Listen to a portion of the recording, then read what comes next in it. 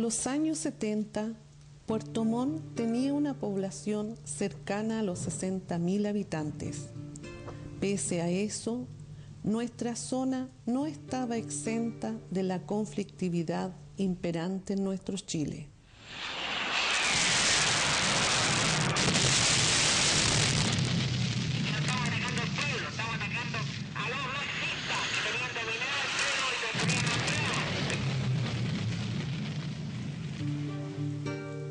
Durante la dictadura se decretaron estados de excepción por un periodo mayor a los países participantes en la Segunda Guerra Mundial.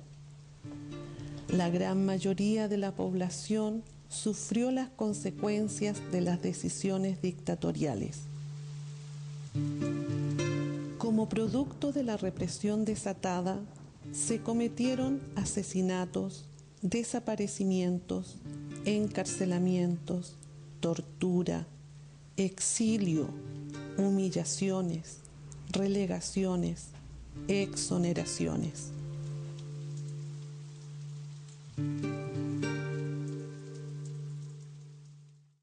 Bueno, yo andaba de 1 mes y medio embarazada cuando me detuvieron, un 16 de septiembre, como te digo. Me llegaron a buscar, no eran 2 personas, sino yo alcancé a divisar, si no eran 5 o 6 personas más o menos, yo alcancé a divisar. Y al fondo, muy lejos, alcancé a divisar al papá de mi hija, así que él fue el que me vendió. A mí cuando me detuvieron, me colocaron scotch en los ojos, me colocaron gafas, los scotch en los ojos y encima las gafas. Y me tomó uno de un lado, el otro del otro, y me empezaron a hacer caminar, y me metieron a un auto. Y en ese auto empezó a dar esta vuelta, y yo me mareé y empecé a vomitar. Yo con lo único que me conformo, mira, que el auto y a ellos tengo que haberlos dejado, pero yo eso estaba contenta, porque los vomité todos, yo creo, todos los vomité. Y ahí yo les dije que yo andaba embarazada, que tenía 1 año, o sea, 1 mes y medio, y ahí ellos me decían, aunque tengas lo que tengas de embarazo, pero nosotros queremos cortar de raíz y nosotros te ofrecemos lo mejor acá y te vamos a hacer un aborto. Porque yo después de no sé cuántos días, a mí me sacaron las vendas, pero ¿de cuántos días? Porque a mí me tuvieron así, con esposas, me iban a dar de comer en un tarro duraznero, me tiraron un colchón, que más que esto no era, me tiraron un colchón y me decían, ahí viene don Pablo, y don Pablo nunca lo vi, lo único que sentí eran los tacazos de don Pablo. Pero no sé quién sería don Pablo.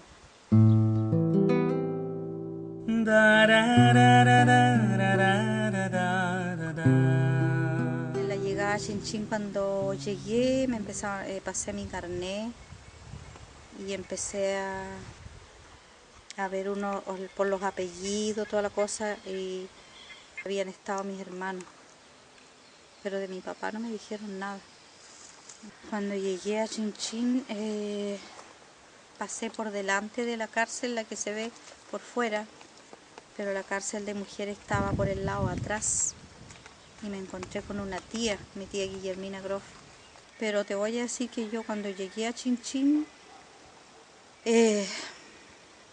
yo respiré, yo tuve una tranquilidad más grande porque el personal conmigo fue muy bueno. Estaba la Luqui era la gendarme, que se portó muy bien conmigo, y había gendarmes que se portaron excelente.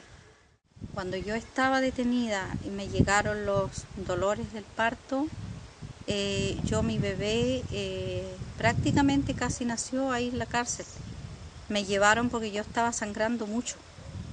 Me llevaron al hospital, pero yo iba lista, pues si ya el parto fue casi en la cárcel.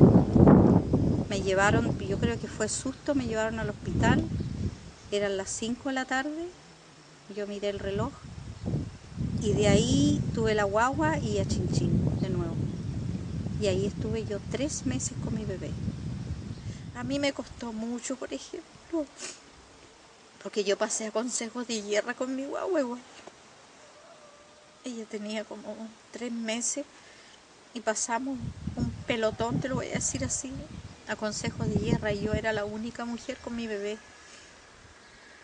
El día antes Alberto Vespergen, el fiscal, había dicho de que yo me vaya al consejo de guerra, pero sin mi guagua. Y dice mi madre que ella fue a Chinchín y estuvo conversando conmigo y me dijo que yo me presente con mi bebé, que cuidadito que me vaya a presentar sin él. Yo es que le dije que sí, mamá, sí yo me presentar. Pero yo ahí tengo una laguna que no me acuerdo de mi mamá, de haberla visto. Abrieron el consejo de guerra y mi bebé empezó a llorar. Y lloraba y lloraba y lloraba. Y yo me acuerdo que le empecé a dar pecho, porque yo dije a lo mejor llora de hambre. Empecé a dar pecho y no. Lloraba y lloraba, lloraba, lloraba, como que si yo la estuviese pellizcando. Lloraba y lloraba y sin cesar. Y ahí me echaron fuera, me dijeron que espere afuera. Afuera estuve custodiada, veía a los militares, todos con sus metralletas. Y dice que dejaron entrar a mi mamá, pero yo no la vi.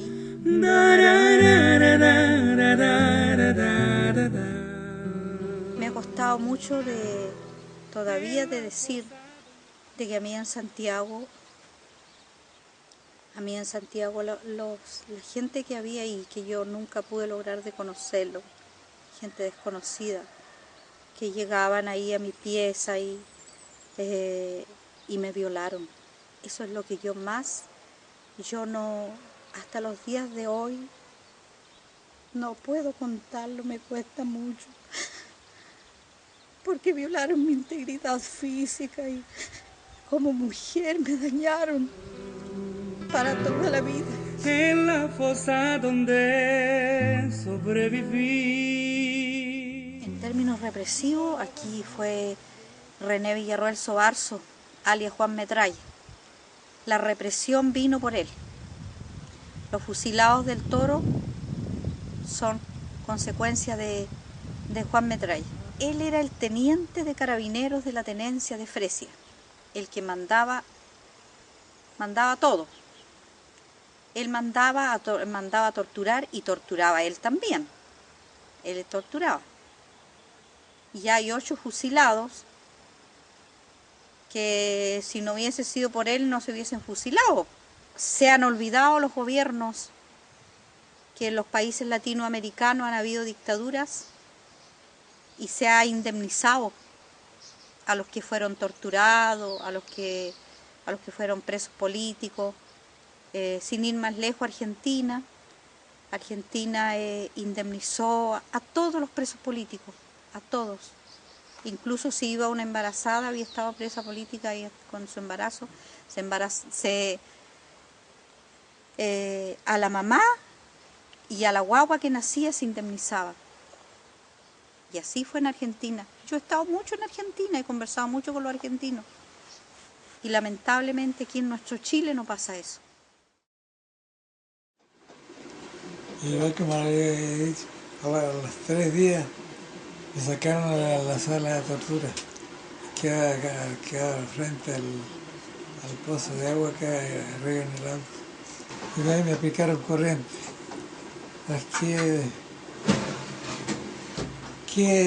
¿Con qué desesperación saltaría uno con un corriente? Aplicaban en la boca, que muerdan alambre pelado. Después mi hermano Gregorio estaba en la otra pieza y dieron unos cachuchazos. Dice que duró más o menos media hora la tortura. Me levanté tan mal que me fueron a encerrar en una pieza al lado, donde había una máquina de escribir y puras armas viejas, no había ninguna arma que valga. Que había estado enterrado porque todas oxidadas. Y de ahí llegó el tal Navarro a plantarme una cosa, a plantarme otra.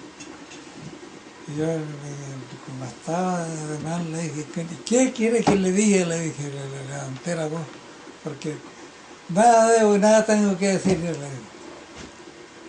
Me sacó las manos. Bueno, te vas a ir, pero te vamos a dar otra más grande todavía. Yo me parecía que afuera estaba la camioneta. Todo lo que iba haciendo lo iba haciendo solo. Y no era así. Me llegaba mi hermano Gregorio y Heriberto Leiva me llevaban de los brazos y me subieron arriba de la camioneta. Y ahí abrieron la puerta y me echaron para adentro. Estaba el cabo que había robando, ¿no? Y como dejan la gente, chucha de su madre. Entonces, palabras, que iba con los miserables, todo, los labios hecho pedazos, los ojos medio hinchados.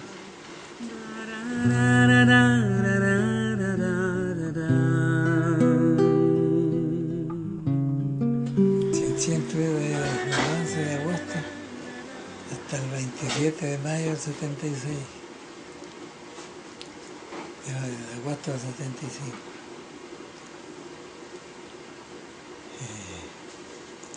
Y ahí estuve yo inconsciente.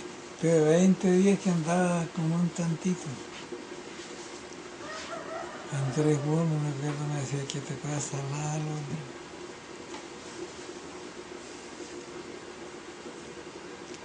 Y yo me andaba mal. A los 20 días parece que me salió una cosa para arriba, en la cabeza. Me despejó la cabeza. Y me di cuenta todo lo que empezó a tantear las costillas.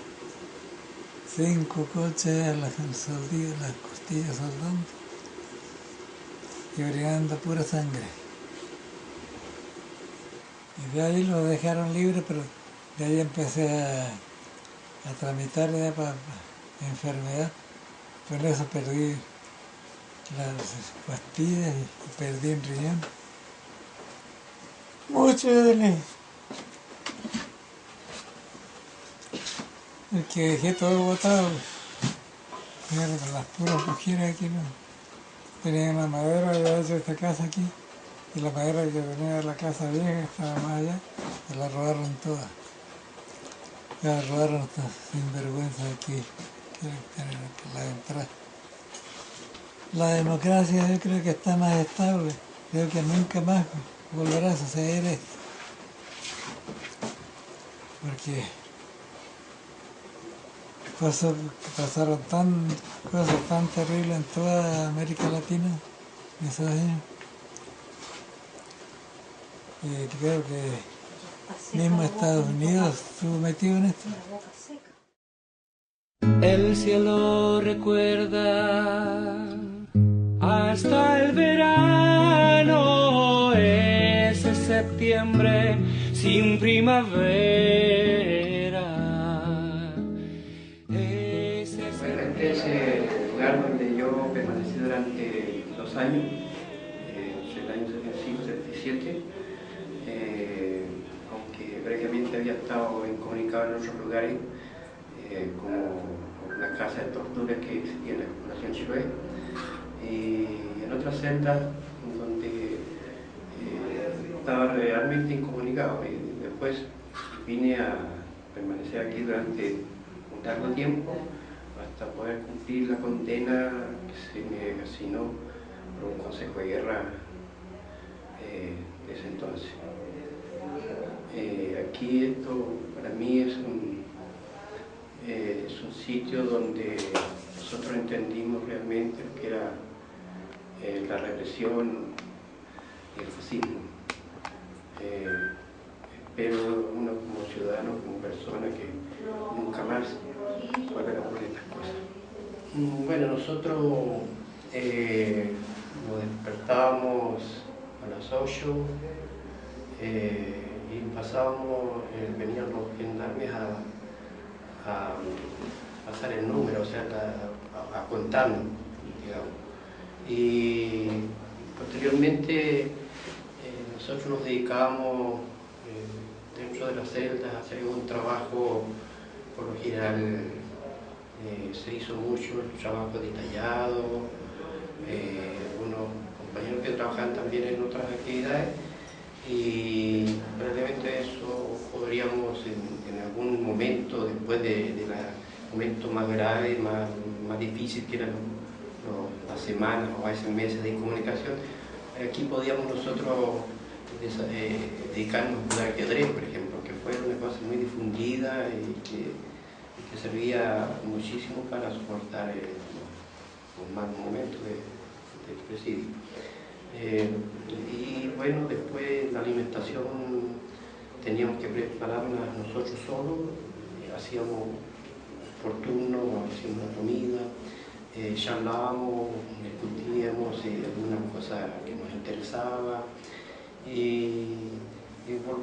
hasta llegar a las 6 de la tarde, donde nuevamente venía el encierro más absoluto dentro de la celda, o sea, durante las 8 a las 6 podíamos nosotros circular libremente entre las celdas y por los pasillos y también por los patios, donde de repente jugamos una pichanga ahí entre las piedras y el barro, pero con mucho ánimo, con muchas ganas de mantenerse un poco físicamente, porque el encierro también como que se va disminuyendo la persona en el asunto físico.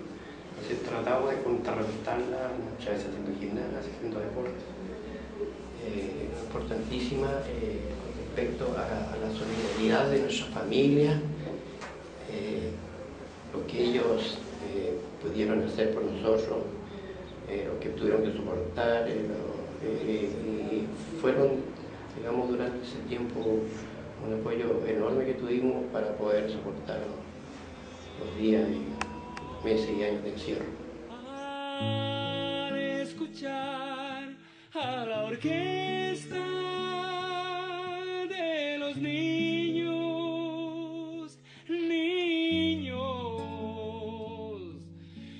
de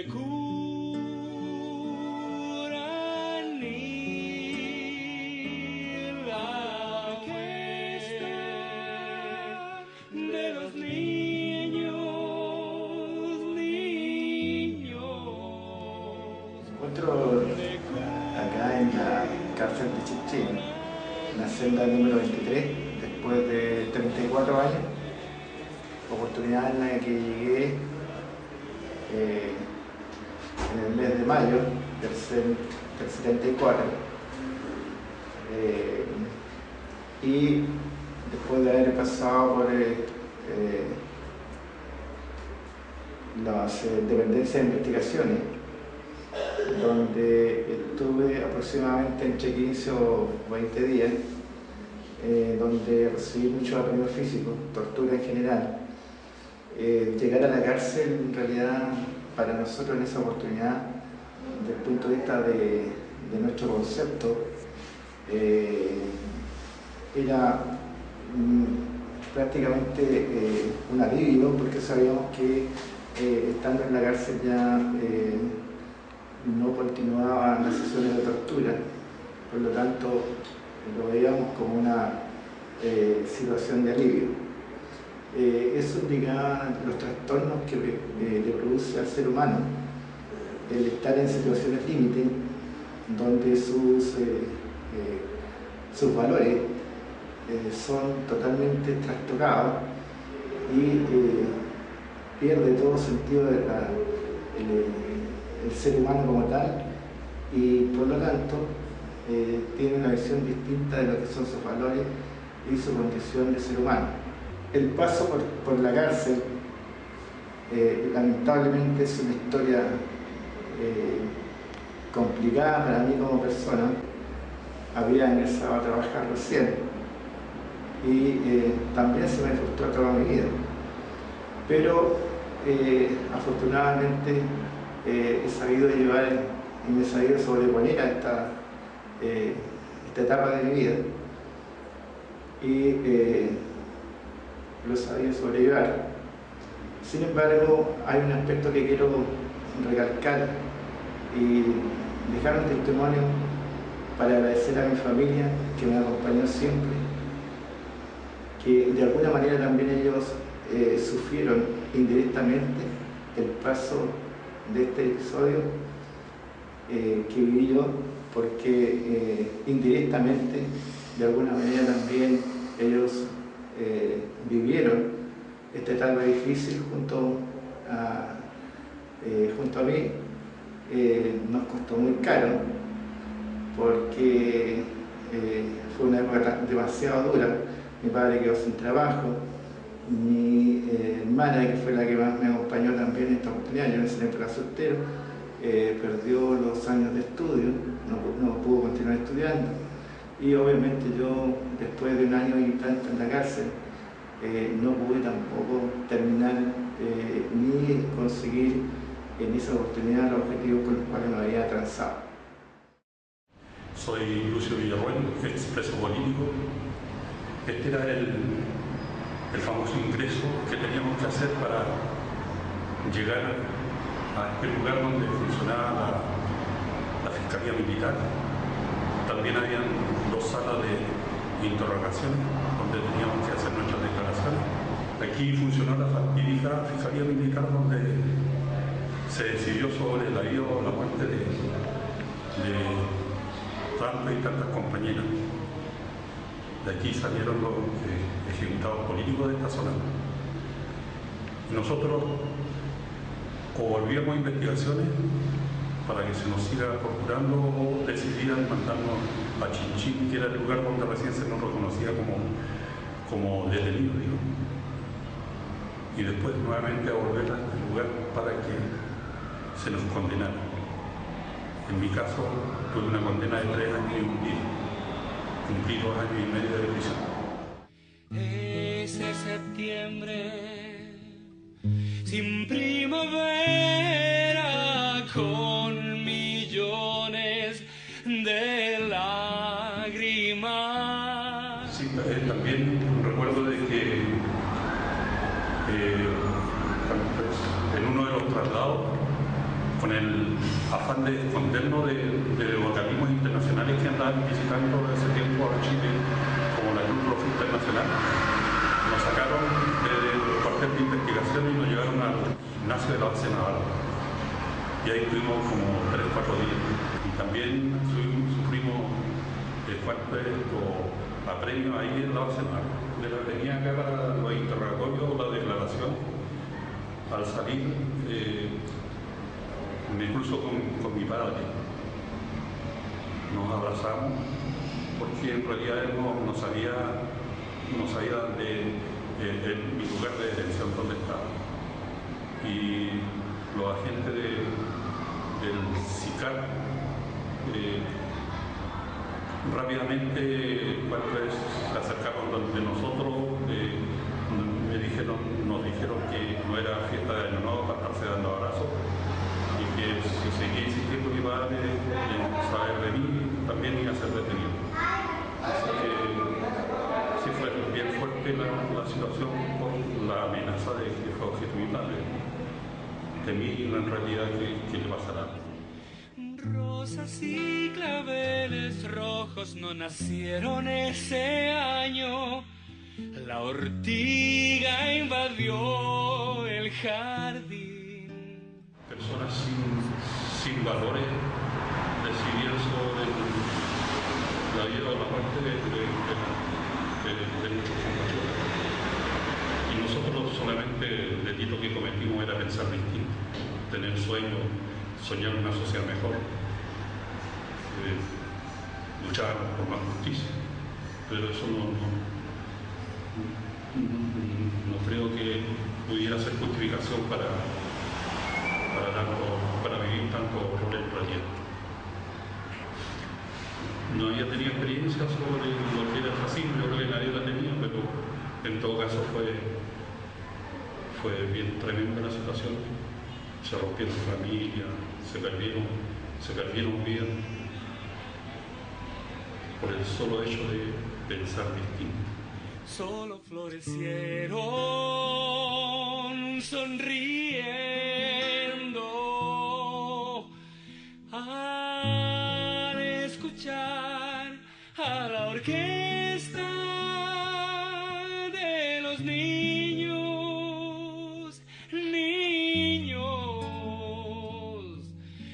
de que al menos lo personal fue, no sé, 2 meses y medio, que efectivamente yo caí detenido en Santiago y gran parte de los apremios, elegantemente llamados de la tortura, se llevaron a cabo acá. Entonces dependía un poco de la mano. En cualquiera de los casos te sacaban la cresta. Y yo recuerdo en estas circunstancias, porque afirmo que esa experiencia fue una de las de mayor crecimiento en lo personal. Y más que la tortura. Yo recuerdo de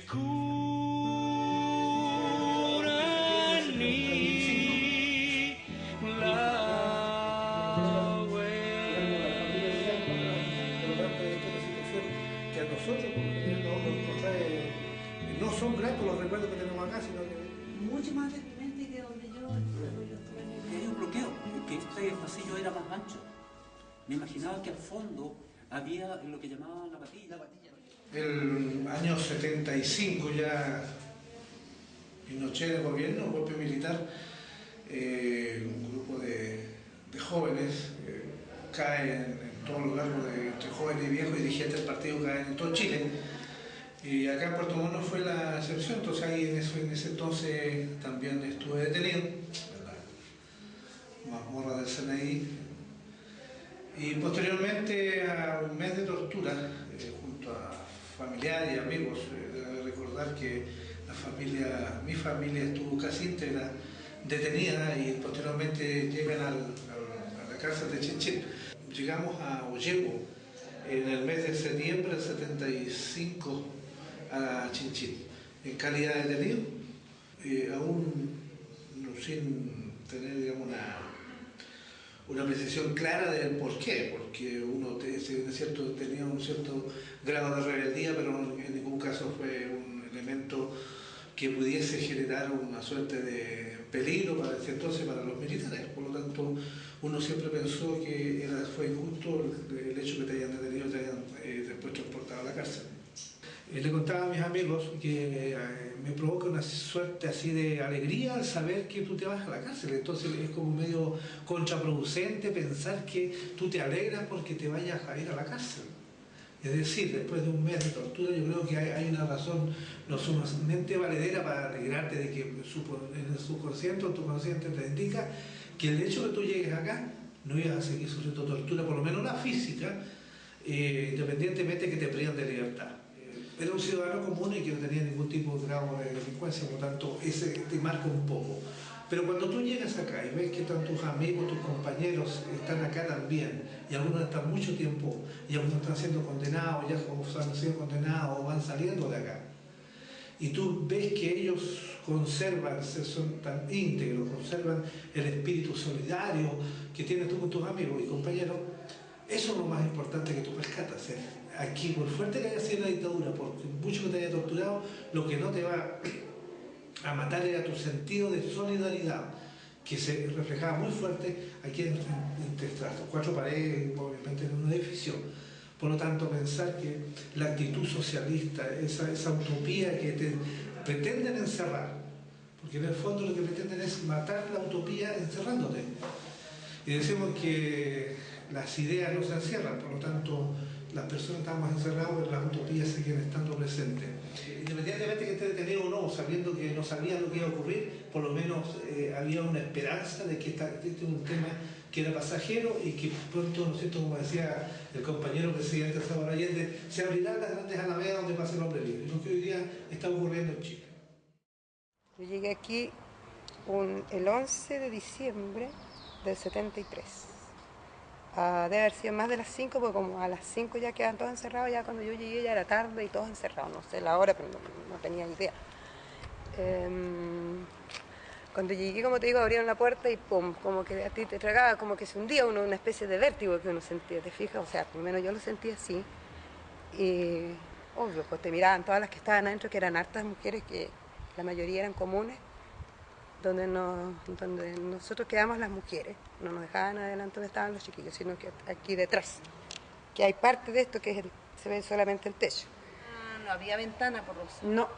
No, pues no había, porque esa era una muralla. Era muralla. Y acá estaban los baños. Los baños estaban como así. Sí. Así y tenían arriba nomás una cosita chiquitita donde estaban los baños, que eran dos. Eran dos baños, no era más. Duchas. Y dos duchas. y no era más. Y se acuerda que estaba todo roto, el cemento viejo, roto, molido. Pisábamos con unos pedazos de tabloncitos así, de tablita para poder ir al baño. Pues estaba todo así como malo. Y al ladito allá teníamos una especie de lavandería chiquitita que era un techito que se caía entero. Y aparecieron dos señoras, una alta y una bajita, a preguntarme por qué yo llegaba. Y esas eran dos compañeras del mismo partido, del Partido Socialista.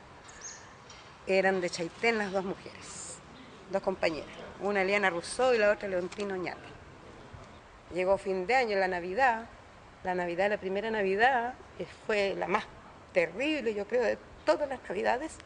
Y los años nuevos, el año nuevo primero del 73, porque ahí todavía no teníamos ni siquiera visitas, no veíamos a nadie nosotros.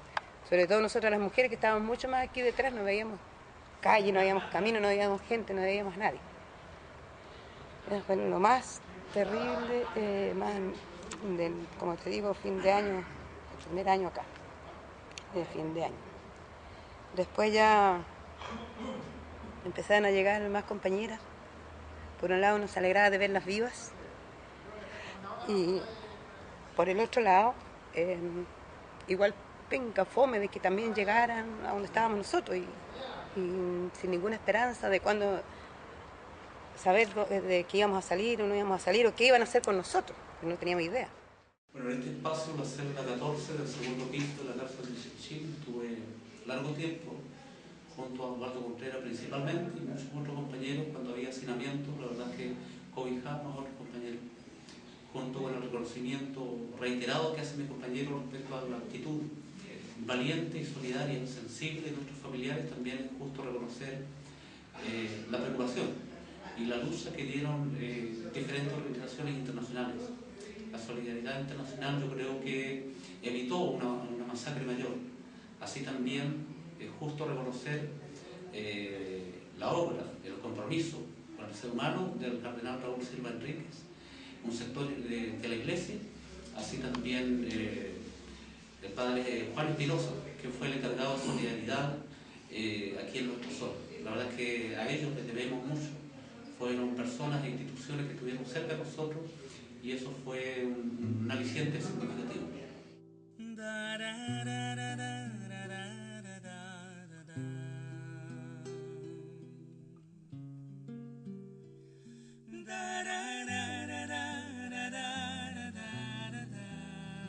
Bueno, justo es reconocer que toda vez que nos contamos que pasamos por esta experiencia de ser prisioneros de guerra, afloran en la memoria muchas situaciones, trágicas algunas, otras de enorme entereza por parte de muchos compañeros, y en algún momento se me ocurrió escribir respecto a esto. Yo sé que es una publicación muy superficial, no toca los aspectos más dramáticos, más fuertes de lo que fue nuestra detención. Sin embargo, es una pincelada que en algo ilustra lo que aquí sucedió en este espacio y en otros lugares previos a este lugar. Hay que señalar a su vez que en muchas ocasiones el llegar a la cárcel representaba un alivio a la situación, por cuanto se suponía que te dejaban de torturar y estabas junto a los tuyos. Eso ya representaba un alivio, esa situación, el estar con tus compañeros, el estar con otros seres humanos que no te van a torturar. La verdad es que era todo un aliciente. De ahí lo contradictorio, de llegar a la cárcel y tener algún nivel de felicidad y tranquilidad. Y mi mayor temor era quedar vivo pero loco. Entonces, en algún momento, pasado el tiempo, pensé que era mejor morir que seguir sufriendo esa situación y sobrevivir a esa situación de trastorno. Y escribí en lo profundo, en la fosa donde sobreviví, volaban hojas de calendario y tres grillos me cantaban himnos de libertad. Himnos de libertad.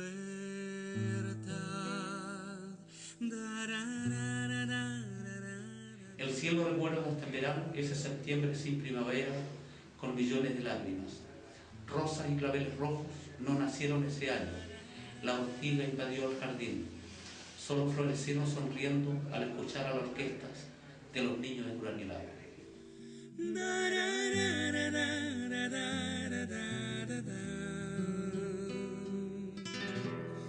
En la casa donde sobreviví, volaban hojas de calendario.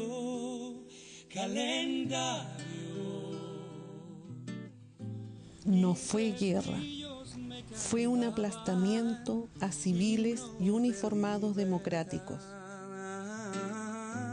En los sucesos habían dos personajes centrales. Uno era un militar déspota y traidor, el otro un presidente leal a su pueblo.